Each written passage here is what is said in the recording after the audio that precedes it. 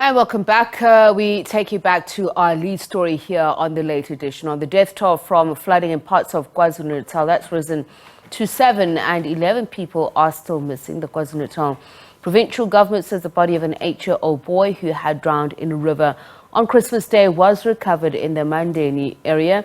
Search and recovery efforts are still underway in Ladysmith, where the floods have claimed the lives of 6 people. KwaZulu-Natal Department of Cooperative Governance and Traditional Affairs spokesperson Siboniso Mngadi joins us now for discussions on this. A very good evening to you, Mr. Mngadi. Thank you so much for speaking to us. Can you just confirm that what I've just said is correct in terms of the death toll and the number of people missing? Yeah, well, we ended the day on a very sad note after a body of an 8-year-old was discovered by our search and rescue teams in the area of Mandeni, that is the KwaZulu-Natal North Coast. This, according to the information we've gathered from the ground, where the two were tried to cross the river on Monday. However, we also got the latest development that the 37-year-old, which was reported missing at the time, was also found later on, but he was found unharmed. He managed to cross the river and he straight went home, but he was taken for treatment for trauma because he was found to have been traumatized by this particular incident. But we also wish to say that our disaster management team, the search and rescue, led by the SABC K9 unit, as well as the PSS search medical rescue teams, were working throughout the day, particularly in the area of Ladysmith, where 10 people are still missing. They will resume the search on the day of tomorrow. We wish to also announce that the MEC will also join the rescue team and also pay the visit to the grieving families in the area of Ladysmith. This is to ensure that we intensify our disaster relief, which we've been distributing throughout on the ground. And the persistent rain, as you mentioned, it has forced you to abandon search and rescue operations, but that will resume tomorrow. But just going further, given the forecast by the Weather Bureau, are there concerns of more flooding, more lives being lost, and more infrastructure being destroyed? Yeah, definitely we are concerned by the reports that we have received from the South African Weather Services, because it has indicated that the province will receive more than normal rains on the summer season, but also there are rains that are predicted in the next couple of days. It is quite worrying because the search and rescue is expected to continue until all these people have been discovered, but obviously, if it continues to rain, it's going to make the job of our search and rescue teams more difficult. For example, in the area of Mandeni today, the search had to be halted because it was raining non-stop.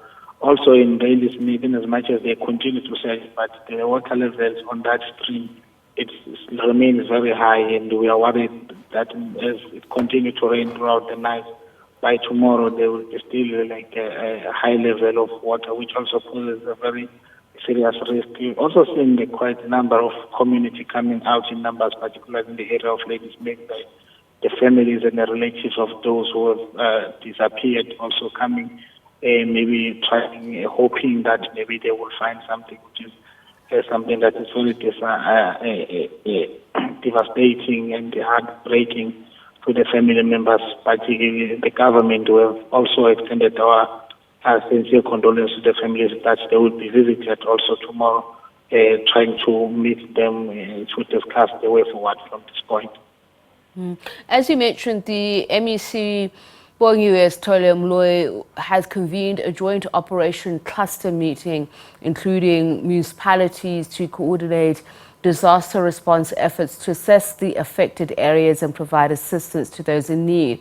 But the more pointed question is, how long can this be for in terms of sustainability?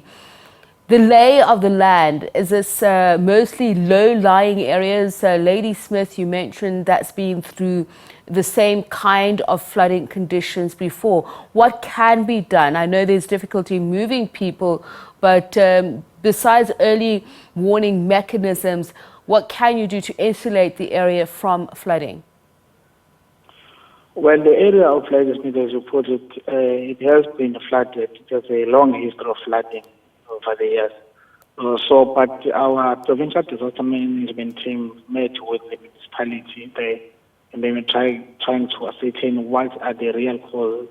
You recall that geographically the Ladysmith area is located just below the catchment area, which is the upper areas of the Drakensberg Mountain. But the department has also assisted in municipality maybe to get more funding from the National Disaster Management Center to improve some of the water streams and the bridges there. So as we speak, there are quite a number of activities or projects that are currently underway. Those projects are worth over like 20 million to expansion of some of the bridges and the water. Sorry about that. Again,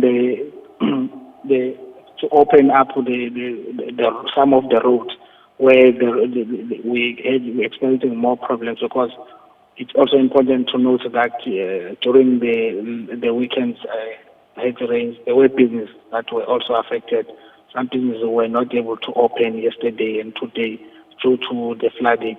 So those projects will help to make sure that the water flow throughout the city. They do not flood the CBD, because many businesses have been affected before. How soon after the weather service issues weather warning are you able to put out a disaster alert, and are those adhered to? Well, in most cases, because we as a department and the disaster management teams, we rely on the South African weather services in terms of the weather that can be expected on the day. Sometimes we get them 24 hours before. Some come very late, but we do also try to ensure that we disseminate the information as soon as possible and make sure that we share to all. We have now developed a WhatsApp group through the White Councillors to ensure that we spread the message to anyone that may be at risk during that particular point, to ensure that people at least they move, so that, because our main goal is to ensure that at least we save lives. We know that sometimes it's not easy to move your house or your belongings within the house, but our main priority is human life at this point. All right, thank you so much for speaking to us. Siboniso Mngadi, he is a spokesperson for the Department of Cooperative Governance there in KwaZulu-Natal, just speaking to us about the latest on the death toll following flooding in various parts of KwaZulu-Natal and the efforts that are underway. Search and rescue missions will reconvene tomorrow, as he mentioned.